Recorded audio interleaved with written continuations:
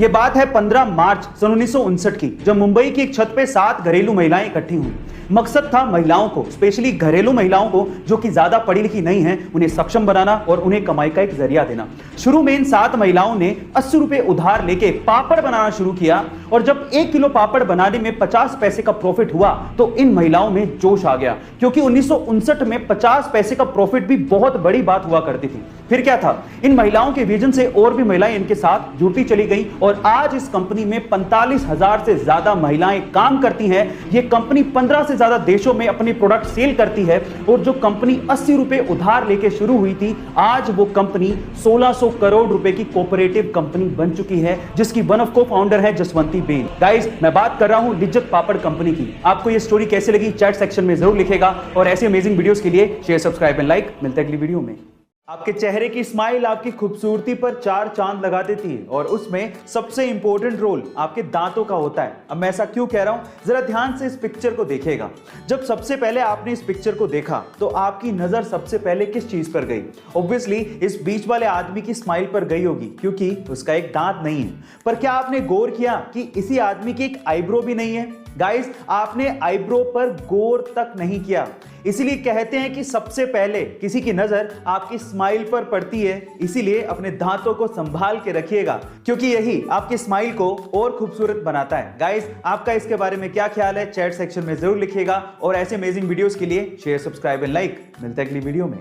अगर आपके पास लैपटॉप है तो लैपटॉप चार्जर के पिन के पास आपने ये सिलेंडर जरूर देखा होगा। क्या आपने कभी पूछने की कोशिश करी कि ये सिलेंडर क्या है और किस काम आता है? चलिए मैं आपको बताता हूं। इस सिलेंडर को फेराइट बिड कहा जाता है और इस फेराइट बिड सिलेंडर का इस्तेमाल इलेक्ट्रॉनिक सर्किट में से हाई फ्रीक्वेंसी नॉइस सिग्नल को फिल्टर करने के लिए किया जाता है। गाइस, फेराइट एक सेरेमिक मिक्सचर है जिसको आयरन थर्ड ऑक्साइड और कुछ मेटल्स को मिक्स करके बनाया जाता है। अब ये सर्किट भी बेहद आसान तरीके से बनाया जा सकता है। सिर्फ इस सिलेंडर के चारों तरफ चार्जिंग वायर को लपेटना होता है और वो आसानी से नॉइस सिग्नल को फिल्टर कर लेता है। क्या आपको इसके पहले तक टेक्नोलॉजी का ये इफेक्ट पता था? और अगर नहीं पता था तो चैट सेक्शन में जरूर लिखेगा और ऐसे अमेजिंग वीडियोस के लिए शेयर, सब्सक्राइब एंड लाइक। मिलता है अगली वीडियो में।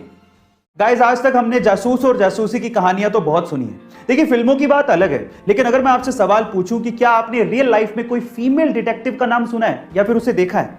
चलिए आज इस वीडियो में मैं आप लोगों को इंडिया की पहली फीमेल डिटेक्टिव के बारे में बताता हूं। उनका नाम है रजनी पंडित। मुंबई की रहने वाली ये फीमेल डिटेक्टिव अभी तक 80,000 से ज्यादा केसेस को सोल्व कर चुकी हैं।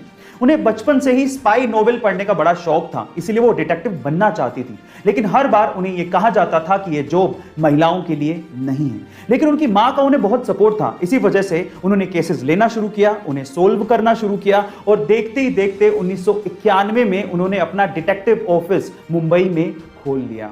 गाइस, उन्हें इंडिया फर्स्ट लेडी डिटेक्टिव का भी खिताब मिल चुका है। आपको रजनी पंडित के बारे में जान के कैसा लगा चैट सेक्शन में जरूर लिखेगा और ऐसे अमेजिंग वीडियोस के लिए शेयर, सब्सक्राइब एंड लाइक। मिलता है अगली वीडियो में। आजकल के बच्चे इतने स्मार्ट हो गए हैं कि पूछो मत। अब मैं ऐसा क्यों कह रहा हूं, जरा ध्यान से सुनिएगा।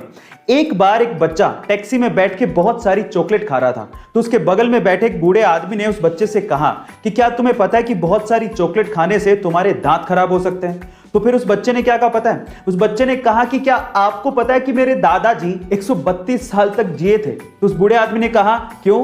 क्योंकि वो चॉकलेट खाते थे? तो फिर उस बच्चे ने कहा कि नहीं, क्योंकि वो अपने काम से काम रखते थे। अब आप समझ ही गए होंगे।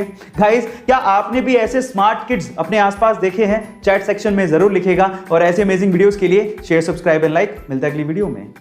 कभी कभार छोटी सी चीज को लेके घरों में पार्टनर्स या फिर पति पत्नी के बीच में झगड़ा शुरू हो जाता है।